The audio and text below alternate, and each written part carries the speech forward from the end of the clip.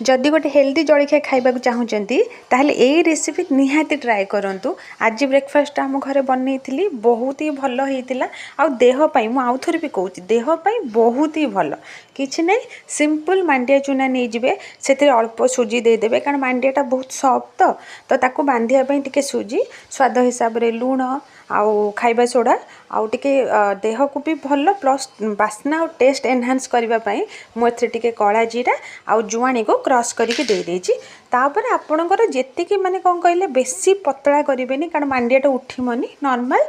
पानी देकी आम जमी करूँ ना पियाज परिवा चकुड़ीटा जो आमर करूँ तो सेमती आपड़ से कंसिस्टेंसी रे गोलेकी रखिदेवे गोलेकी ताको सेट करके छाड़ीदेवे कारण से रे भल टे सफ्ट हम भी फुल भी तो जो समय हाथ में अच्छे अध घंटा घंटे छाड़देवे जदि बढ़िया कथा। तापर कौन करवा गोटे कड़े नहीं जावा से नॉर्मल तेल रे टिके जीरा भूसंग पत्र आपण चॉइस हिसाब से जहाँ भी वेजिटेबल मुझे पियाज गाजर कैप्सिकम आपण पाखे जदि बंधाकोबी अच्छी कि स्वीट कॉर्न अच्छी तबे भी चलो ताको हल्का भाजी ने बेसी सिझावा दरकार नहीं कारण पिठारे भी से सिझिब ताको भाजिकी साइड कर रखिदेवे। एठी जेमती आम गोटे पियाज चकुड़ी करूना कि सेमती बैटरटा को देदेबा से जो भजा परिबा को ऊपर देकी ताको भल से घोड़ेकी माने एपट